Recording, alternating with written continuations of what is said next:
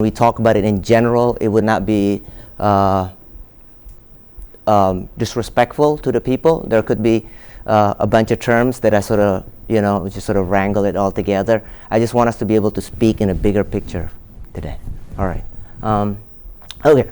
So this is my background. Most of them is already there. I have academic, startup, and also Fortune 5 company work. And in my academics, I like to study lots and lots of stuff. So I have background in computer vision, robotic vision, and human vision. I study mobile robot vision localization, so basically self-driving. I have two of my friends who are doing very, very well right now. They're like first employees at some big companies. They get bought out. Golden State Warriors season tickets, things like that.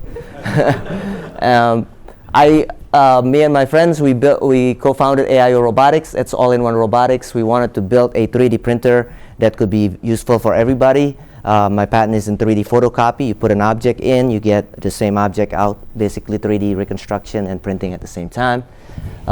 Work at medical AI, where given a retinal image, I would like to know if somebody has a likelihood of being blind through diabetic retinopathy. 400 million people have diabetes in this world, and it's going to only go up to 600 million. So it's a really, really big problem. And I have a patent application for automated robotic screening, where a person just sits in front and the machine does all the capturing and also the determination, and maybe even send emails to the doctor. And it's a big, big problem. I mean, I'm an educated person. My hospital's 10 blocks away. I have yet to have a general checkup in 5 years. It's just how it is. All right? Okay. So the last 20 years I've been in AI. I've seen this field maturing. I've seen it becoming more relevant than ever.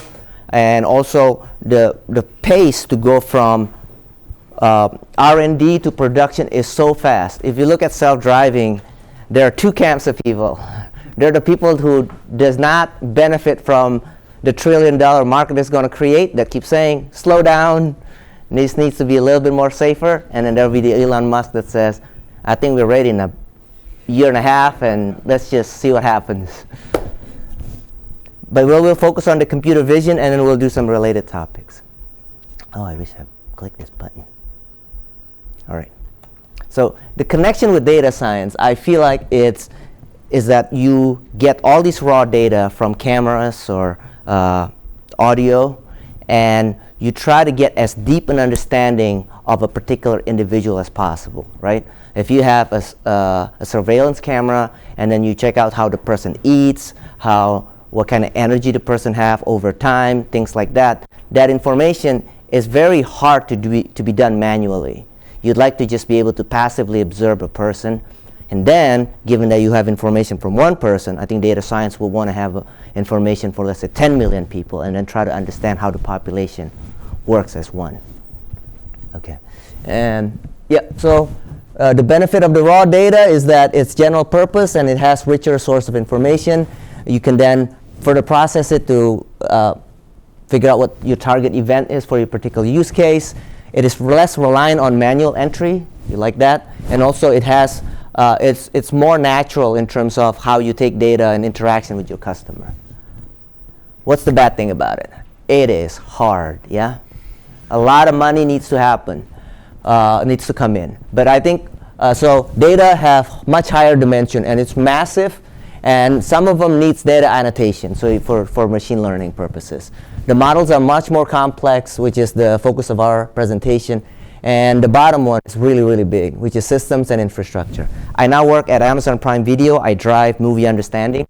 And I'm actually more of a hard person, if you know what that means. I see something, I feel it first before the pipeline. I could look at the metrics, and something bad happens, like, what could possibly happen? I try to figure out what the story is in front of me. That's why I watch a lot of movies. But the culture that it takes to make your AI organization work is second to none. Have you ever heard this Malcolm Gladwell, what does it take to be an expert of something? And he said 10,000 hours. And then, of course, people always debunk that whole thing, right? The biggest thing is that it's not just 10,000 hours in front of a computer and coding all the time. Human has 5 different aspects. I study psychology on the side. Physical, emotional, intellectual, social, and spiritual. When you engage with, let's say, machine learning, I always think of how I study when I play guitar. It's not just about playing guitar well and impress your friends. You have to like the songs. You have to sing the song all the time. You have to find friends who like the same songs that you do. You got to be in a band. It's a whole lot of culture necessary to make it work. And so to make a good AI organization, how many of you guys are entrepreneurs, by the way? How many of you guys want to build a high-end, deep AI kind of technology? You will see that it's not just about getting AWS to work, not just getting Amazon recognition. You need to have a paper club. People have to have passion about, I don't know, maybe you're trying to do wellness or yoga, you know what I mean? The culture, if you want to build a company that is of a particular focus, let's say you want to do self-help and you want to have I call it a loving company, that whole thing has to work together as one. Much more so than just having tools of visualization tools and things like that. All right, so let's start with what started this whole AI craze the last 5 or 6 years. It's the deep learning model called AlexNet. How many of you guys know this model? Okay, I'm going to go real quick. So trying to solve object recognition problem. So given an image, let's say 2,000 by 1,000 image, so that's 2 million pixels. You try to map it to a particular label. Let's say an airplane, a ceiling fan, or a what is that? A yacht. Yeah. So then you have a training set that has labels. You train a neural network with it, and then of course you get another testing set or data from your customers, and then try to be able to predict it properly. And this AlexNet was able to move the needle by 20% within in 2012. There's an anecdote about it, but it'll take 5 minutes to explain. But in any case, the data has to encapsulate these different invariances. Computer vision is about invariance, and you have to figure out what it is. What is the invariance within your data, within your use case, and within your customers? But in general, it's about understanding appearance. So different planes look differently, right? Planes that stealth bombers versus, let's say, a 1945 German plane. Interaction with the world, whether it's landing, whether something is broken, things like that. Perspective, different angles when you see it, different sizes as well. Occlusion, whether something is in front of it. Also lighting. What time do we have? It's 8 minutes. Okay. All right. So here's a little bit of history. So remember we talked about data, model, and system, and these are the 3 things that precedes AlexNet. Sometimes when you're that guy that changed the world forever, you'd be surprised how many other people that built on top of it, and you were already in it for like 5, 6, 7, 8 years. How many of you guys have been in startup for a long, long time? And your company is still on the middle trying to go up. It's hard, right? But to be honest with you, that's where the passion comes in. Of course, you have to know how to pivot. That goes without saying. But many people that started the path to AlexNet needs to be recognized as well. The first one is Caltech 101, Fei Li. She was a director of AI at Google, yeah? And she was at Caltech, and she was sitting there thinking, how many objects do people actually interact with in their whole lifetime? And people used to think a million, gabillion objects. But he looked at it taxonomy-wise and all that stuff, and then all of a sudden she realized it's only in the thousands, maybe 2,000 to 5,000. And then she created Caltech 101, just the first 101, and then of course ImageNet comes in 1,000 categories. So 1,000 image in 1,000 categories, creating a first data set that could really put a dent, right? Everybody wants to put a dent, right? We all know what that reference is, yes? And if you were in 2008, 2009, think about it. If I could label 1 million images using, what do we call it? Amazon Mechanical Turk. Let's say you can do it in 5 seconds. 5 seconds to 1 million. It's probably only cost you like a month and a half worth of work. And then you can probably pay Mechanical Turk. Maybe you ask your advisor for $15,000. Would you do it? You would probably do it, right? $15,000 to be part of the history, to have a wiki page that people could read once, when you die 40 years after. Something that you would do.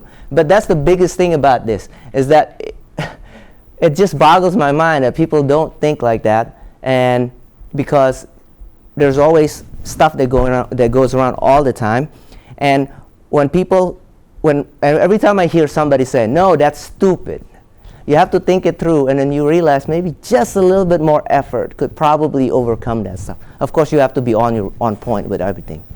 The second one is this model, convolutional model, that Jan LeCun introduced in 1989 for digit recognition. Obviously, it was small, right? 32 by 32 image. Now we have like 2,000 by 1,000 image, so a totally different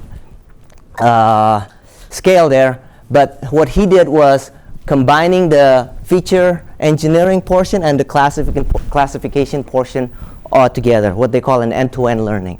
And this changed everything, right? So the features that this system come up with beats out the features that people like me, who's been working on it for 10 years, since 2002 all the way to 2012, overnight, by some kid that was working on it since like last summer. And sometimes that was bad, but at some point, obviously, people can't deny it, and then everybody uses it. And the last one is this GPU from I don't know if you remember, but my advisor bought like 12 PlayStations to get that GPU and put it all together.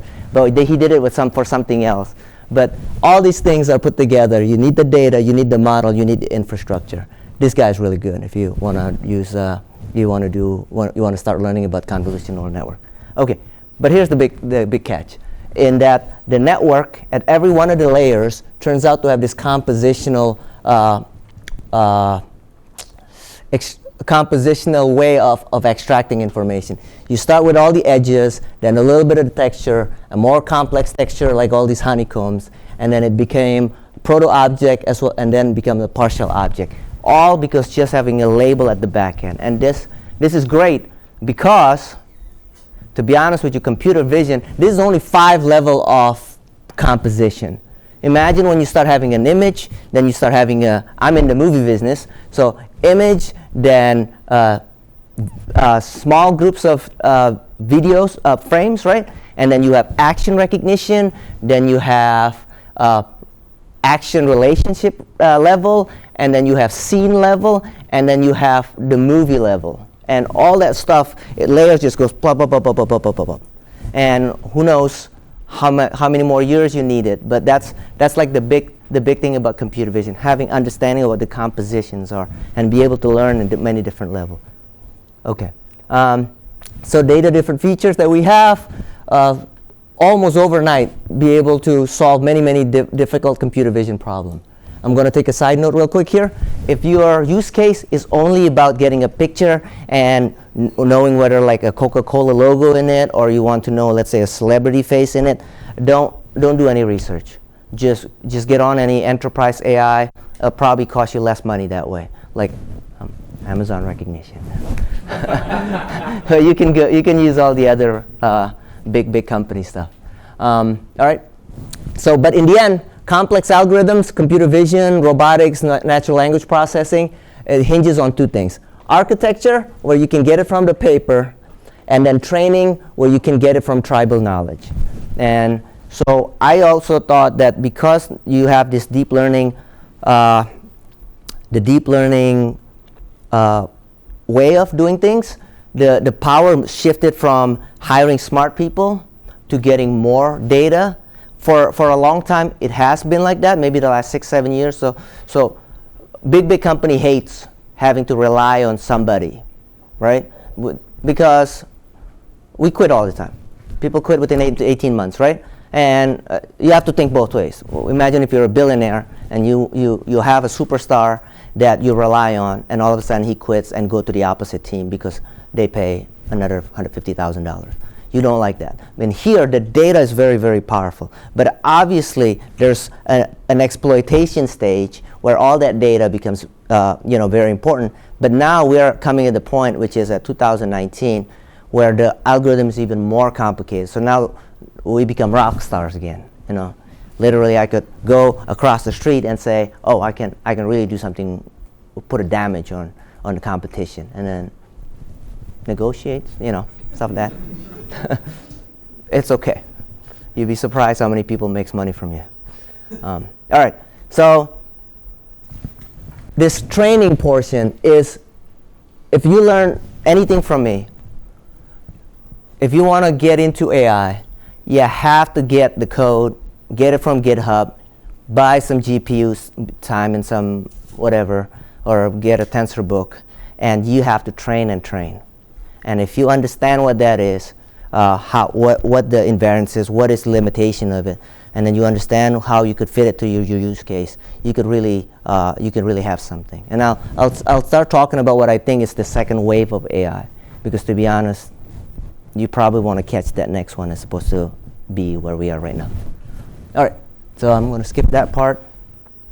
All right, now I'm going to talk a little bit about the different architecture, very, very generic way to do it, because then it'll cover a lot more. The first thing that we do is this idea of recurrences. It's dependencies between frames. Like a video, there's, let's say, 100 frames, right? To know that whether frame at time t, it depends on frame at time t minus 50. That's very important. Let's start with this question here. Can you fill in the blank? When I was in Paris, I got lost because I couldn't ask for directions in French. Why French? Because Paris is in France. You see how you have to understand where the past information is coming from, and then you also have to process that Paris is in France, therefore they speak French, and therefore the word French comes in here. That's basically what RNN is all about. This little box right here is it's that whole path right there. And then what happened is, as time goes along, there's this recurrence that relies on information from the past.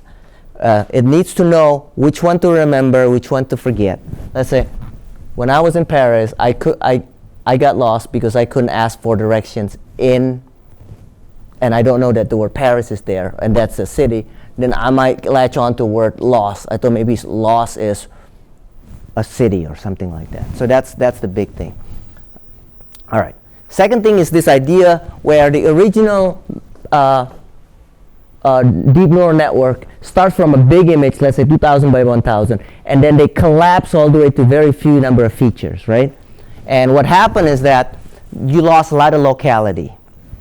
And when you try to do, let's say, visualization or segmentation is basically labeling every single pixel in the image. Let's say sky, road, car, trees, or houses, kind of like that. You need to be able to pull back. And this is what they call deconvolution. And therefore, there's another type of network called fully convolutional network.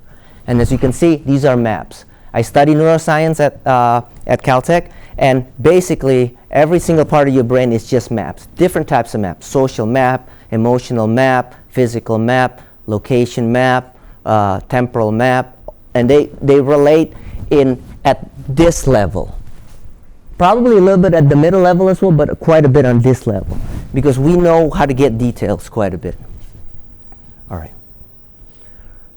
Yeah, so now we get into the part where you have one network that works, and how do I jointly learn together? And here, I think joint learning is probably a big thing. People are, every time I look at papers now, they really, to be honest with you, sometimes we submit papers and we just got to make it complex for the sake of being complex.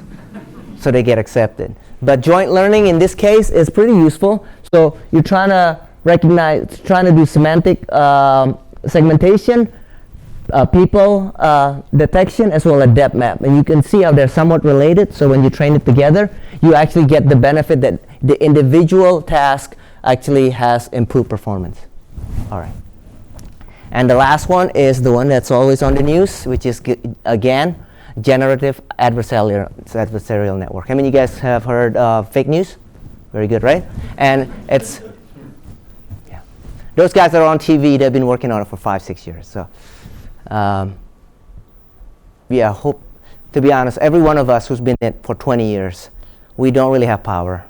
Every single one of us sit there and say, I'm really hoping the people with money is going to use it for good.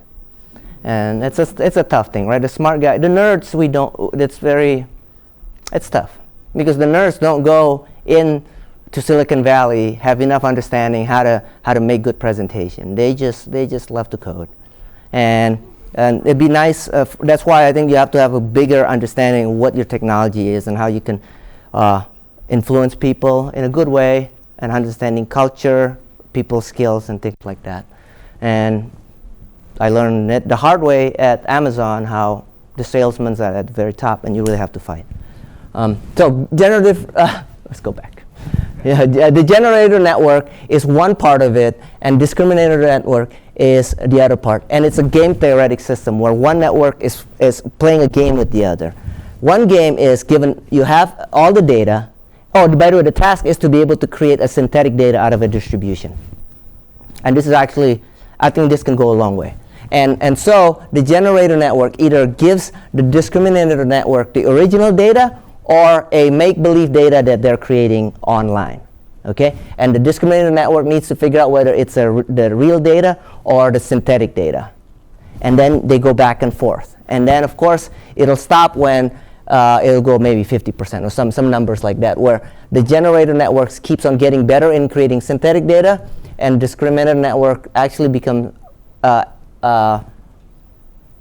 less optimally good in figuring out maybe 50-50, which by chance where they couldn't figure out which one is the real data, which one's the synthetic data. And synthetic data is actually, I'd say there's an opportunity there for sure on the second layer. All right. So now these are all the topics that I have. I'm going to skip the bottom one. The top one is the theory itself. So many people are trying to make things more accurate, more efficient, being able to put it on a cell phone, being able to do it online, different types of learning. That's like all the theory stuff. And these two are the basic divergence in computer vision. One is given an image, I try to figure out what's in it as much as I could. Well, the bottom one, given an image, I like to reconstruct it so that I could either make a movie out of it, more of a graphics kind of idea. We're not going to delve into the second one just because I'm not very good at it. But you will see later on that recognition and reconstruction, they will come full circle. All right. Input data, images, video, 3D data, 3D images, audio, text, and also robots. Applications in medical devices and also in robots, clearly. All right. Okay. Oh, I wanted to show you how does GAN stuff look like. I just want to. So this guy is important. He's a principal scientist at NVIDIA.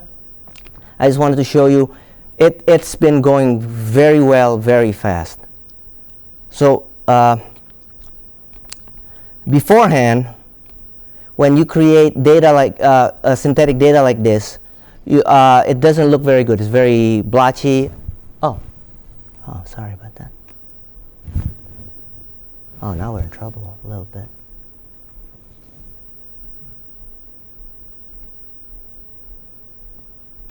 Can this work? Nuts.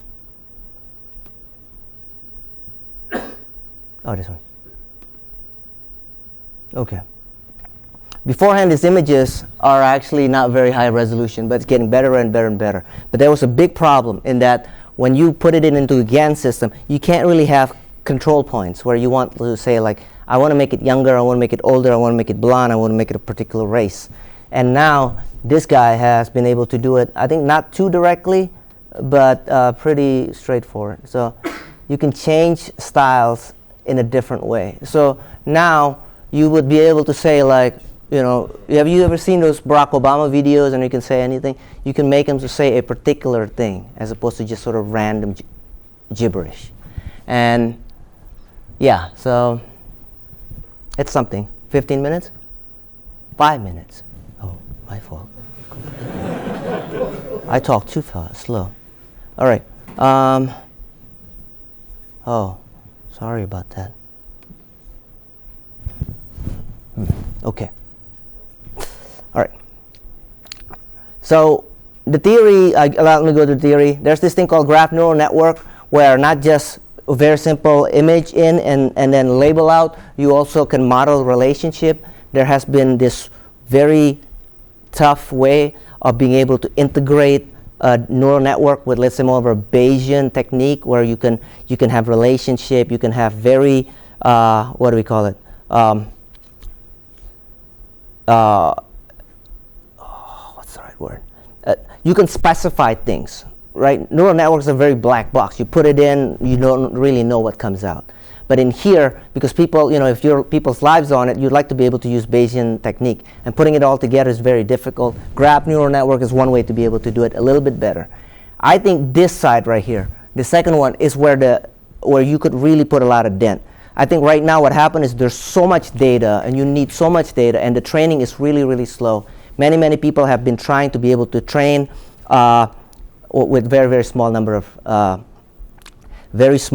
of data sets. So for example, if I give you a picture of a particular bird, because you have a background understanding animals in general, you could see one picture only, and you can have a very good discriminative understanding of what this particular bird is. If I give you, let's say, I don't know, mockingbird. I don't even know what a mockingbird is, but it's a book.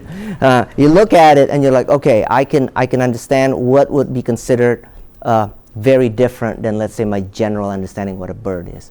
And so those few shot techniques are definitely something that a lot of the enterprise AI do not have. So if you want to focus on that one, I think it probably takes you about 2-3 years before you actually see something.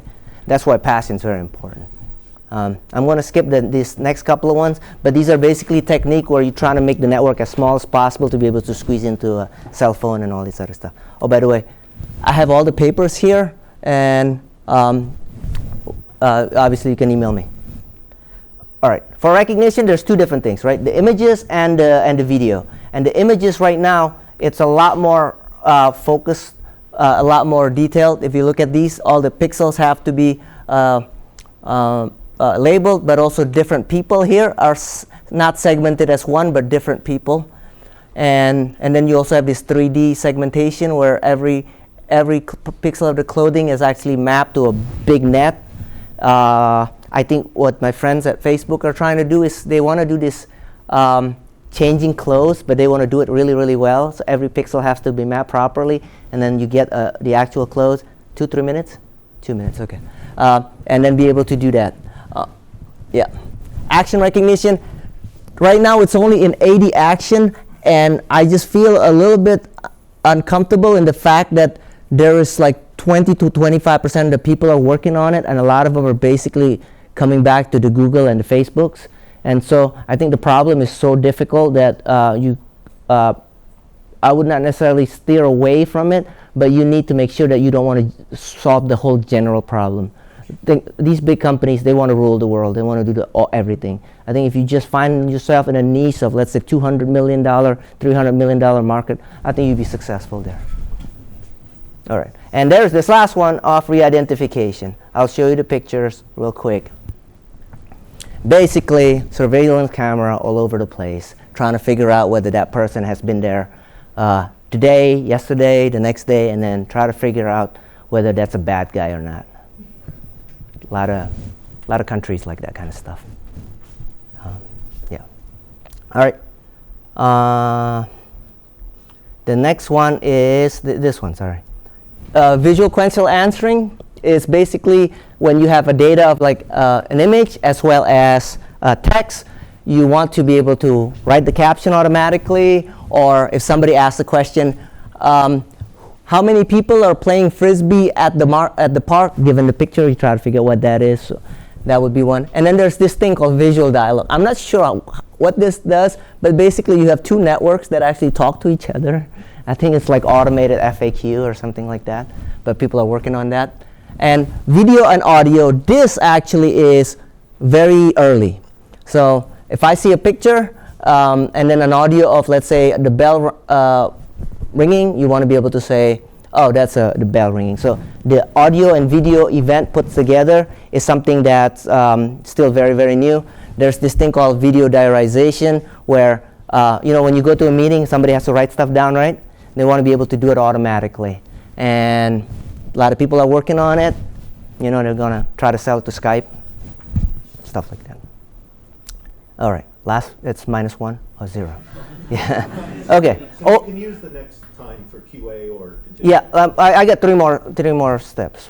All right, here's the big thing in academics that I feel like just how it is right now. Academics people, for the most part, are really smart guy who trust the people at the top to do good for them. And some of them are just want to get a green card. We all agree on that one, right? They're all from India, they're from China, they work really, really hard. And to go to a place like Amazon and Google is a big, big thing. But it needs to be guaranteed. So the data set, for the most part, is something they want to steer clear from. They just want to see a data set that works. I want to get in the game. I want to get to the top or the top middle of it. So many, many people are not working on what I call whatever you want to do. You know, this is like the Caltech, Harvard, MIT mantra. Like, just be great. Go out there and be great. But many, many people have all these ImageNet, all these data. The top data set is Cityscapes, where it's for self-driving. The middle data set is for Facebook, because Facebook owns 60% of all the photos that's ever created. There's this. This is an action recognition kinetics data set. That's DeepMind. They created that 500 million data set, and this is its surveillance picture. So all for that, the data set is taken, and then they just have all these different competition, and people just flock in there and try to win. You know, you do well enough, and then you get interviews, you get your job, and this is what people want. And so I've been seeing a lot of what I call the variety. You know what I mean? It becomes less and less. It's kind of sad because people know more than ever before. They're more connected than ever before, and yet people are more, more homogeneous than ever before. And this is a bad, bad thing. Okay, all right. On the good side, these next things I feel like is really, really good. One is this idea of like somebody will realize and get fed up with just how much data it took, how much GPU it took, how much hardware it costs, and wanted to be able to say, can I just learn from 5 images only? And somebody's going to put it all together, because I see all this different research from different angles, and they're not necessarily like at the forefront of they don't get the auditorium when they speak, right? They go to like room 350 in the corner. But all these little things, they're going to add up to something, and somebody's going to figure all this stuff out, and they're going to package it together and going to be able to make, I think, a pretty good enterprise AI package out of it. And this last one is recognition and reconstruction. They're sort of going far away, and I find it that's possible that's going to come back. So for example, you have an image, right? And then you recognize something. You create segmentation. There's the word panoptic there. And then given, let's try it again. I see a picture in, let's say Olympic athletes, okay? The guy's running, it's one picture. You recognize it, you segment it, and then you figure out the joints, all right? And then you know the pace at which the guy is running. So you can create a 3D object. And then given the 3D object, you reconstruct it, okay? And you move it along, let's say for 200 milliseconds. And then, once you figure that out, you can then reconstruct the actual synthetic image, okay? And then what happened? 200 milliseconds happens, and then you try to match whether the real picture and your synthetic picture is alike. You can see how that's coming full circle in grounding it. That's exactly what it is. It's like when we make a guess, right? Human being make a guess. We say, oh, something good's going to happen. Until it actually does happen, you don't really, it's just a make-believe thing. And this, the biggest thing about human understanding, and I'm being very philosophical about this, is that the thing that you see only accounts for 10% of how you actually make decisions. What I meant is the connection that moves forward from your retina is only 10%. 90% are all feedback. It's just basically saying, it's like, despite the fact that what I see, what I believe is more of my reality. And it's a bad thing. We're scientists. We shouldn't be like that. But that's just how it is. All right. Let me go through how I do my studies so that maybe people can see how it works. I used to be overweight. I go to the gym. I really loved it. and now I want to build smart room technology for the next generation gym. When I saw, I go to Equinox, and I saw how, this is tape, right? They actually, okay. Okay, no, I'll talk a little bit later. They don't treat their trainers very well. And I'm sitting here saying, I want to make a smart room technology with a lot of AI when I'm going to pay my trainers well. And they've been up there for a long time. It's right for somebody to actually build it. A smart room technology for working out. And what's the first thing I would do? I want to do pose estimation, because let's say to be able to pull something. So here's where we are.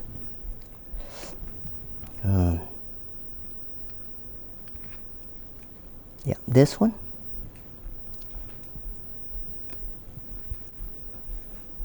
Can we make it work here?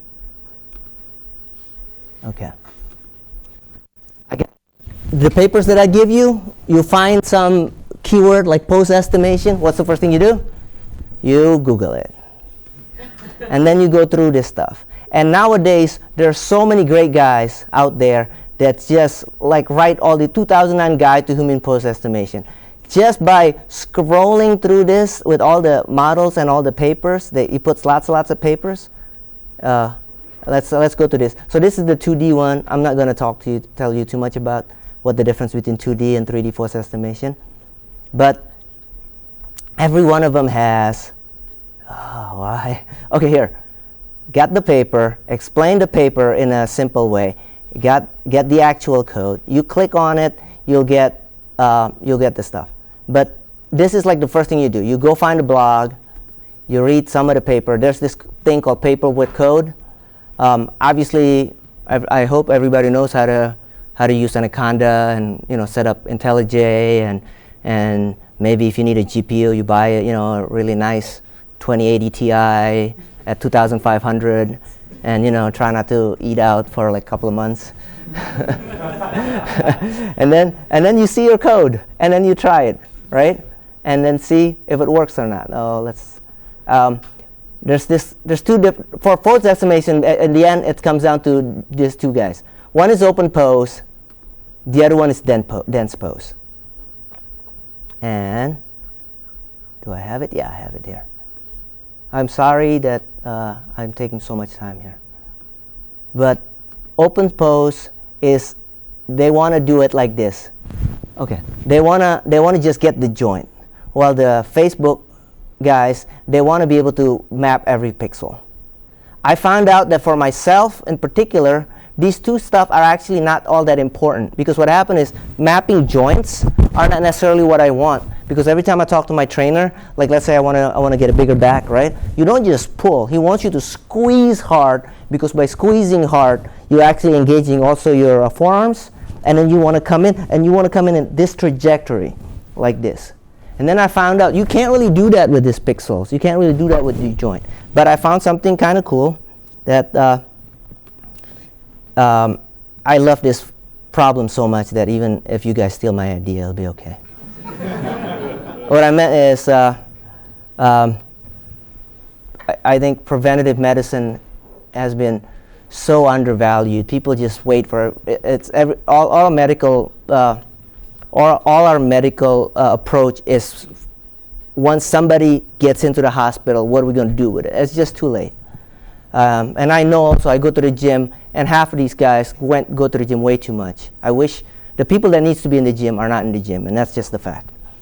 But I found this thing that I really like. It's a very simple thing, but so it's what they call rank. It's basically a rank system. What happened is, instead of figuring out whether the joints are there, what it's trying to do is just figuring out whether this particular person know how to tie a tie properly. What that means is that sometimes you don't really need to know to have a good visualization. The network in itself will be able to rank, oh, this is a 5.0, but this right here, that when you come in and come on, and then you hold it for 3 seconds, so you can get a lat activation, and then you pull and go all the way, just like Arnold did. So then you can really be able to really rank which execution of a movement is actually the best. And and then I'm going to work hard on it, on the side. By the way, I have a day job. Just for everybody, as much as it is important to be able to be as rich as possible, my boss, my senior VPs, they all lift weights. I mean, I think in the end, you need to have a bigger picture of what it is, what their success is, right? I wake up at 4:30 a.m. I read for an hour and a half to do my code, and I go to the gym at 6:30. I finish at 8:30, and then I Uber to my work but a couple of blocks away, and then I work from 9:30 to 6 o'clock. I go home, cook my food, 7 to 9, I do my code again. So that's a good number of 20 hours, 15 to 20 hours per week. I have a sense of purpose in what I do. I really want to be successful. I see all my friends. I know 2 people that I know is probably going to win a Nobel Prize in 20 years. I want, if ever since you were a kid, everybody keeps telling you you're going to be able to be somebody, and sometimes you believe in it. And I really want to, not for myself, but for the greater good, for everybody to be able to enjoy what I do. But I don't even care anymore if it's my name. But that whole understanding of, like, in order to be good at what you do takes 10,000 hours, takes multiple engagement points, and you need to want to talk about it all the time. It is true.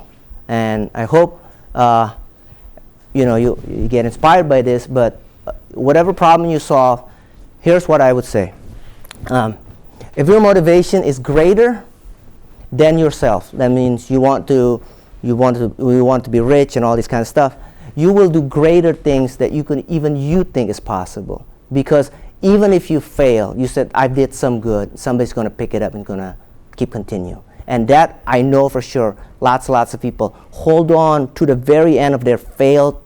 It's the exact opposite of what people say in business school, which is you want to fail fast.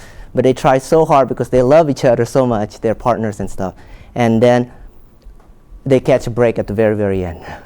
And lots of people that happens a lot. Thanks a lot.